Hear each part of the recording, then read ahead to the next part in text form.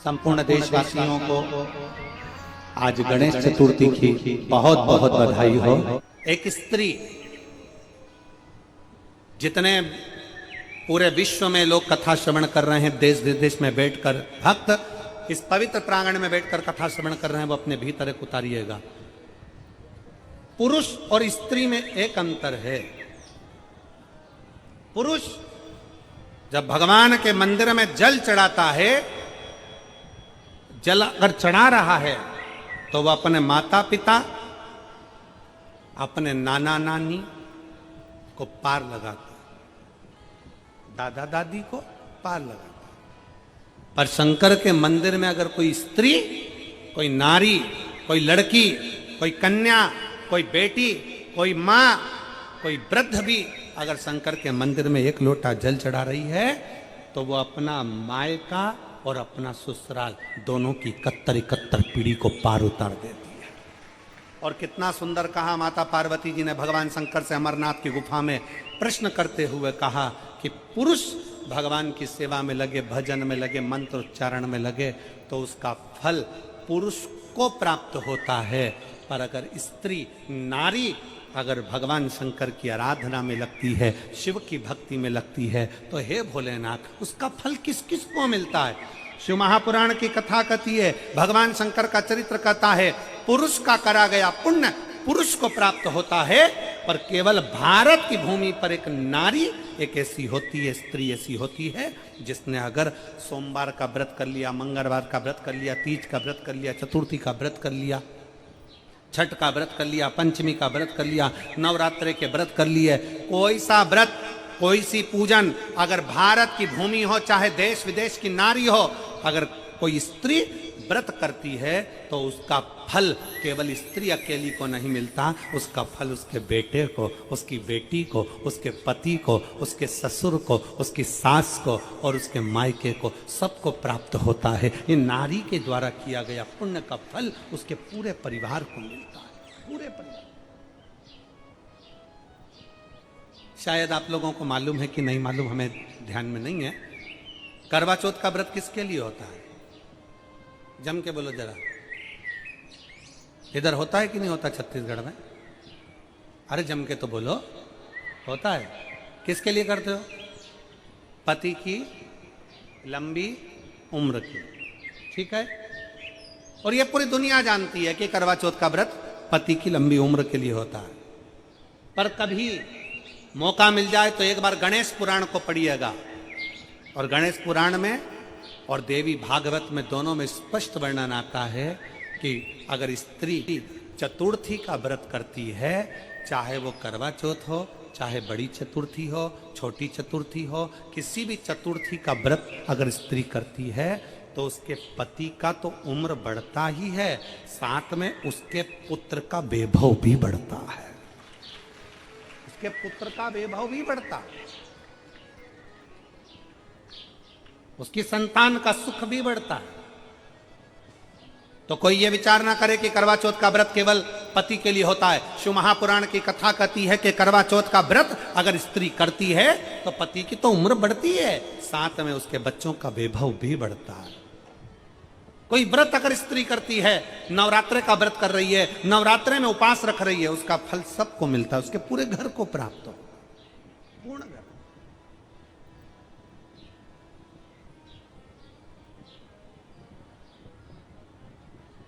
शिव तत्व, शंकर की अविरल भक्ति, शिव की उपासना।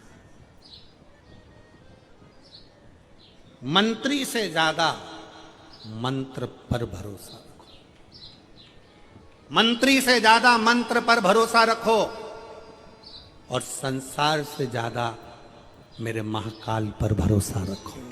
तो नहीं मालूम कि गणेश जी कब फ्री रहते हैं? हमने कहा गणेश जी फ्री रहने का केवल एक समय होता है, एक टाइम होता है, एक पल होता है, एक घड़ी होती है। गणेश जी की सबसे पहली जो आरती हो, उस आरती के समय पर अगर धूप बत्ती जलाई जाए या गोबरी को जलाकर उसमें गूगल छोड़ी जाए, और गूगल छोड़ने के बाद गणेश जी का नाम ध्रुम वर्ण कह दिया जाए, तो गणेश जी को तुम्हारे घर की पूजा स्वीकार करना पड़ती है। बस वो समय हम जानते।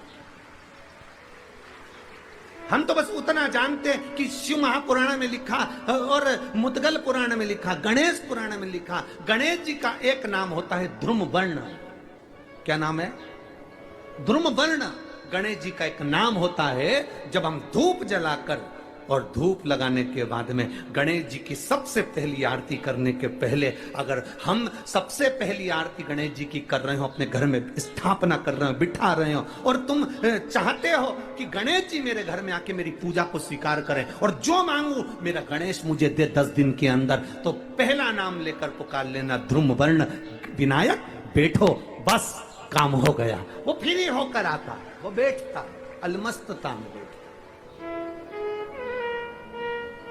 अब वो हमसे पूछे समय क्या है, हमने कहा देखो हमारे को तो मालूम नहीं, बस इतना जरूर जानते हैं कि ध्रुम वर्ण नाम के मेरे विनायक, जो जिनके शरीर से भक्तों के ताप मिटाने के लिए अग्नि तेज निकलता रहता है, जिनके शरीर से धुएं की भांति अग्नि प्रकट होती रहती है। अग्नि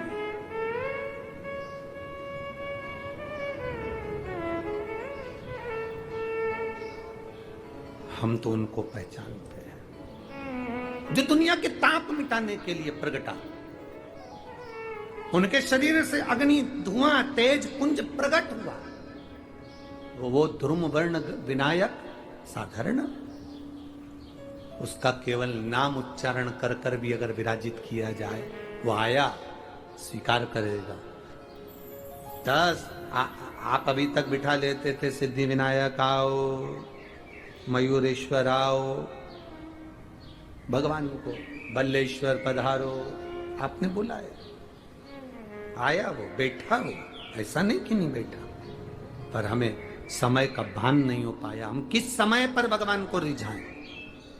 परमात्मा को रिझाने का कोई समय होता है? भगवान को तो जब तुम्हारी मर्जी पड़ जाए, जब तुम्हारा दिल कर जाए, तब मेरे भगवान को रिझाने का प्रयास करो, वो तुम्हारे करीब में आकर बैठ जाएगा। जब तुम्हारा मन पड़े, जब तुम्हारी मर्जी पड़े।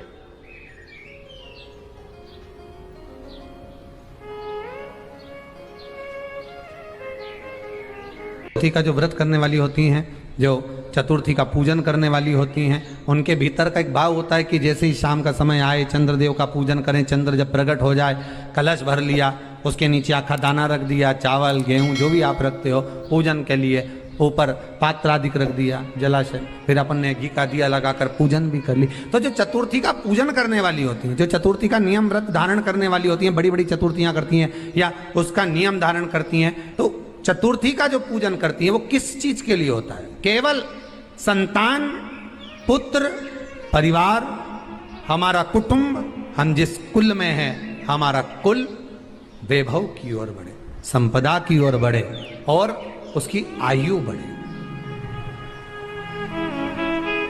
उसकी आयु बढ़े, वैभव बढ़े। बहुत ध्यान दीजिएगा महाराज, चतुर्थी की पूजन में जो आप आखा दाना रखते हो, गेहूं वगैरह कुछ भी जो रखते हो, उसकी बड़ी महत्वता होती है महाराज। यहां तक कहा गया है, चतुर्थी की कथा तो आप लोग पढ़ते होंगे, जो लोग पढ़ते हैं उनको मालूम होगा, चतुर्थी की कथा में लिखा है, चौथ माता के व्रत में वर्णन किया गया है कि वो आखा दाना जो रखा जाता है, मान लो कोई जरूरी काम होता है तभी आखा दाना को रखा जाता है, संभाल के रखते हैं कि हम इस काम के लिए जा रहे हैं और हमारा ये कार्य सफल होना चाहिए।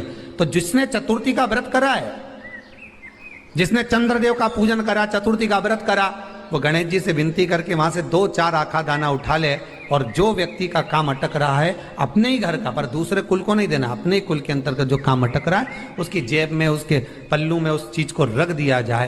तो चतुर्थी जो अगली आती है, जैसे आप महीने की करते हो तो महीने की, और आप जैसे करते हो कि 4 अलग बड़ी बड़ी चतुर्थी करते हो, तो उसके अनुसार आपका कार्य सिद्ध होता ही है। उस आखे दाने का इतना महत्व होता है क्योंकि चतुर्थी का व्रत करने वाली माता जब व्रत करती है तो स्वयं चतुर्थी की कथा में लिखा हुआ है कि पार्वती जी गणेश जी से चतुर्थी की कथा बचवाती।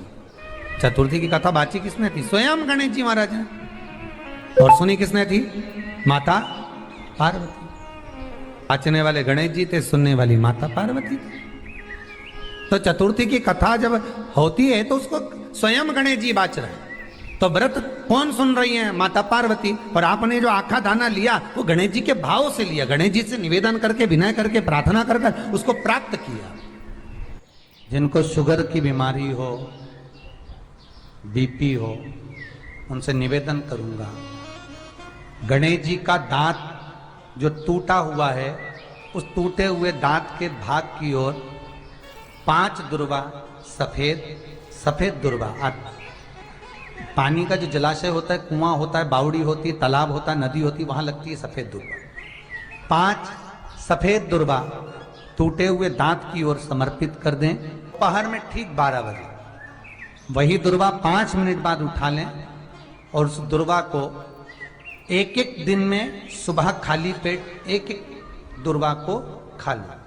महाराज आपका शुगर और बीपी लेवल में मिलेगा।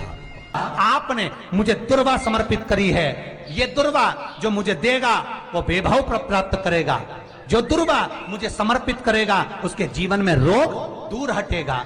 शंकर भगवान कहते हैं गणेश ये दुर्वा, इस दुर्वा का अलग अलग महत्व है। महाराज कुएं के पास की सफेद दुर्वा, कुएं के पास की सफेद दुर्वा, यदि 41 दुर्वा प्रत्येक बुधवार को गांठ लगाकर गणेश जी को समर्पित कर कर वापिस उठाकर उस दुर्वा को खाली पेट, आपके घर में भी गणेश जी होंगे, उनको समर्पित करो। खाली पेट इस दुर्वा को केवल चबा चबा कर खा लो और आधे घंटे बाद पानी को पी लो। बुधवार की बुधवार 5 बुधवार करना, गणेश जी को चढ़ाना, सफेद दुर्वा को गणेश जी को समर्पित कर कर चबा चबा कर खाना। उदर की प्रॉब्लम, जो भी मसा आदि की प्रॉब्लम होती है, उदर से जुड़ी हुई होती है, जिस चीज से जुड़ी होगी, पेट की जितनी प्रॉब्लम होगी, आपको जितनी भी प्रॉब्लम होगी वो सारी 5 बुधवार करना, छठे बुधवार को जरूरत ही नहीं पड़ेगी। कितनी भी प्रॉब्लम हो पेट से, कितनी,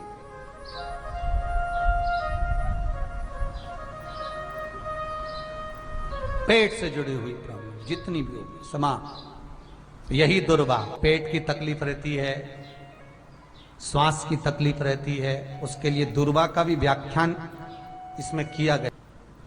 यदि चतुर्थी के दिन 7 गांठ वाली दुर्वा 21 ले लो और चतुर्थी के दिन गणेश जी को समर्पित कर दो। पंचमी तिथि को उस दुर्वा को उठाकर दूध में डाल दो और उस दुर्वा को दूध में डालकर उस दूध में उस दुर्वा को मल लो, और जिसके सफेद चमड़ी पड़ गई हो, चर्म रोग हो गया हो, उस दूध को उस दुर्वा के साथ, दूध नहीं भी हो तो पंचमी के दिन दुर्वा का लेपन शरीर पर कर लें। आधे घंटे तक करने पर पंचमी को प्रदोष काल में स्नान कर लें। महाराज आपको चर्म रोग में आराम लग जाएगा, सफेद चमड़ी अपने असली रंग में आना प्रारंभ हो जाएगी। गणेश पुराण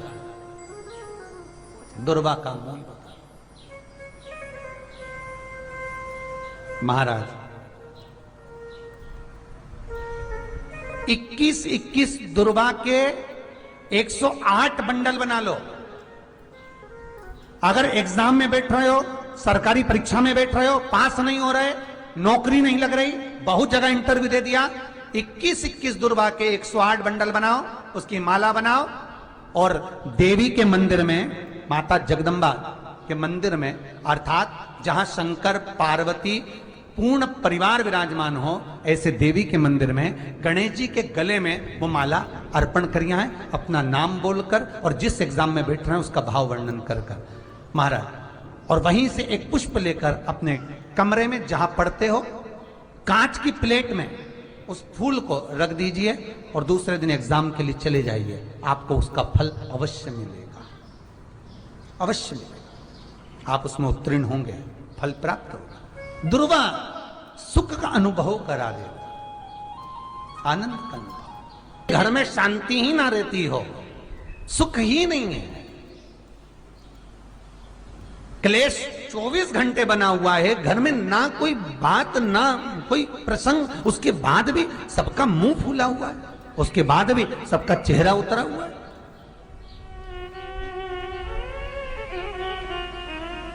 जिस घर में सुख और शांति ये दोनों चीजें नहीं हैं, वो निवेदन है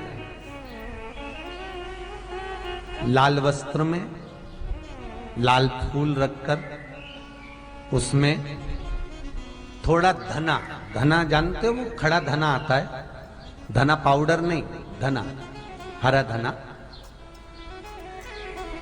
और 5 गोल सुपारी,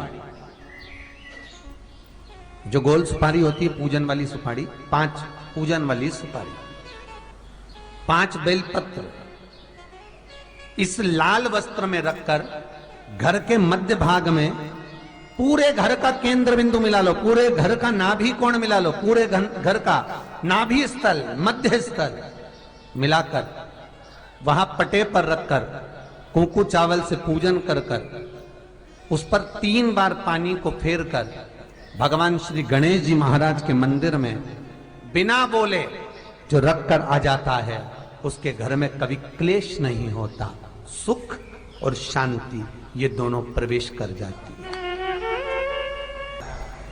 भगवान शंकर का शिवलिंग बेलपत्री के पेड़ के नीचे बनाना, साथ में गोबर के विनायक बनाना, गोबर का गणेश, और गोबर का गणेश बनाकर एक छोटी सी पिंडी जैसी माता जगदम्बा के लिए एक ढेली रख देना गोबर की, महाराज मिट्टी या गोबर। इन तीनों स्वरूप का पूजन आप करना बड़े प्रेम से, चंदन चंदन आदि अक्षत पुष्प समर्पित कर कर। कच्चा दूध तीनों पर चढ़ाना, दही तीनों पर चढ़ाना, शहद तीनों पर चढ़ाना, घी तीनों पर चढ़ाना, शक्कर तीनों पर चढ़ाना। पूजन कर कर एक इतना बड़ा लाल वस्त्र, लाल वस्त्र, उस लाल वस्त्र पर अपने हाथ के छापे बनाकर कामना कर कर कि हम पति पत्नी में कभी झगड़ा ना हो, प्रेम बढ़े, क्लेश ना हो, आनंद बढ़े। छापे लगाकर उस वस्त्र से उन मूर्तियों को ढाक देना। पूजन कर कर घी का दिया लगाकर ढाक दीजिए। 108 चावल के दाने लेकर एक एक चावल का दाना अपनी कामना कर कर उस वस्त्र पर डाल दीजिए। वस्त्र का चावल अपने ऊपर बाद में छिड़क लीजिए। मूर्तियों का पूजन कर फिर वापस पूजन कर कर विसर्जन कर दीजिए। अगर अदालत में केस भी चल रहा होगा तलाक तक का, तो भी प्रेम बढ़ सकता है और आपका जीवन सुखमय हो सकता है, आनंदित हो सकता है। कोई पैसे नहीं दे रहा, अवश्य करें। कोई धन नहीं लौटा रहा, अवश्य करें। कहीं किसी कंपनी में आपका पैसा उलझ गया है, नहीं मिल रहा है, अवश्य करें, मिलेगा फल।